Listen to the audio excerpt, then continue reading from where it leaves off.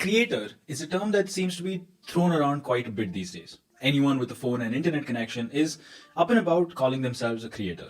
But is that all it takes to proclaim yourself as one? Or is there more to that word than what meets the eye?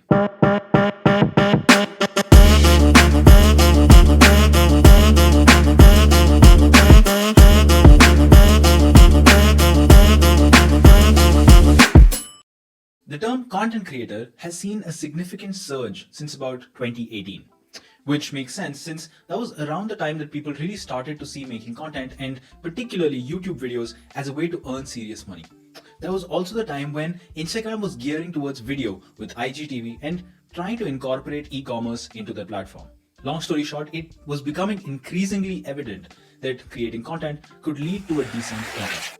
I was getting around 60 million views a month, and my check each month would be a little over $275,000. This was also a time when YouTuber was a much more prevalent term than creator. But in the past few years, and especially the pandemic, we've seen a huge surge in all types of content creation leading to big bucks. Short form content like TikTok, Insta Reels and Shorts, Instagram pictures, podcasts, heck, even PG-13 rated content on OnlyFans. In this day and age, making any kind of content, if done right, can lead to an ungodly amount of money and even mainstream celebrity status.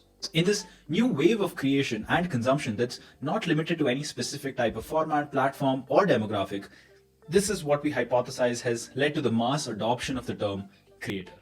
Historically, the term has largely been associated with video. Try to think of a blogger as a creator and it just somehow doesn't fit right.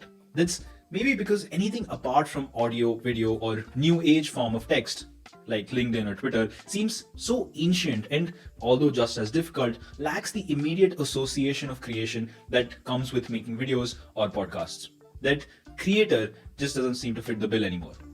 But in all fairness, anyone creating any piece of creative work in any form is likely to be eligible to be called a creator. Eligible, but not always one. Because is phone and internet really all you need to be a creator? In this day and age, that would mean that every single soul with a smartphone would qualify as one. But that's clearly not the case. Not just because not everyone has a smartphone, but also even if you have one, using it to create content still involves hard work.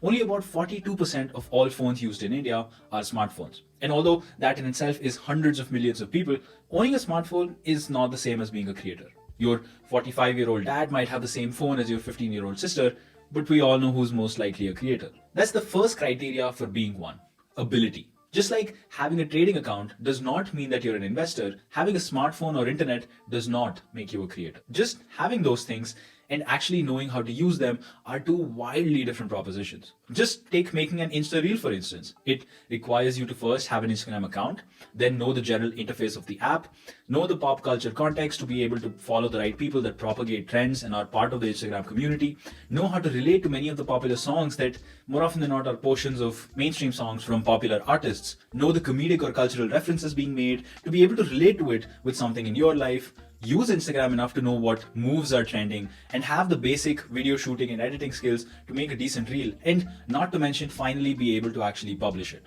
Long story short, it's not easy, especially for someone who hasn't adopted or inherited social media. That generation gap is also a large reason why we don't see many more older creators. It's not because there's a lack of creativity in your parents or family members, but the barrier of entry, that is understanding the ever-changing technology, is just way too high. But even if you are able to do all those things, does that really make you a creator? Possibly not. Because just because I can draw, it doesn't make me a painter. Just being able to create content does not make you a creator. My obvious artistic genius aside, I don't draw because I want to, I draw because I simply can. It lacks intent, which to me is the final element to call yourself a creator. Sure, a phone and internet is all you need to be one, but what really qualifies you is the intent. The intent to inform, entertain, or simply amuse someone with your content, even if it's just yourself. I'd go even further to say that the intent has a critical threshold that you need to reach to truly call yourself a creator. You see, every creator gets a high from hitting publish, not because the act of creation in itself is satisfying, but also the validation that comes with it. But a true creator understands that the former is what you must chase and the latter is just a byproduct. A true creator, in my opinion, is someone who creates intentionally even when there's no one watching. Not just because he can, but also because he wants to. This is exemplified by something that Casey Neistat has said time and time again. I make money to make movies. I don't make movies to make money. Now, that generally comes from making 5 to 7 high effort pieces of content. You see, your first upload will always receive the most validation, and so will your second. But it'll drop significantly by the third or fourth, and honestly, no one is going to care by the sixth. If you find yourself creating with intention by the seventh, knowing that no one cares, you are most likely a creator. The rest is just icing on the cake. You could use $1,000 RED cameras to create stunning tech reviews like MKBHD, or single person, single phone, multiple character comedy skits like BB Kivine or Long Beach Griffey. You would still be a creator. So, in all fairness, you can only call yourself a creator if you create content consistently, think more than 5 high effort productions, with tools that are relevant today, with the conscious intent to inform, entertain, or amuse yourself or someone else. That are the true qualifications for you to call yourself a creator. I hope you like this video on the deep dive into what qualifies you to be a creator. Subscribe to the Thousand Faces channel and hit the bell icon to never miss out on each of our episodes. I will see you in the next one. Peace.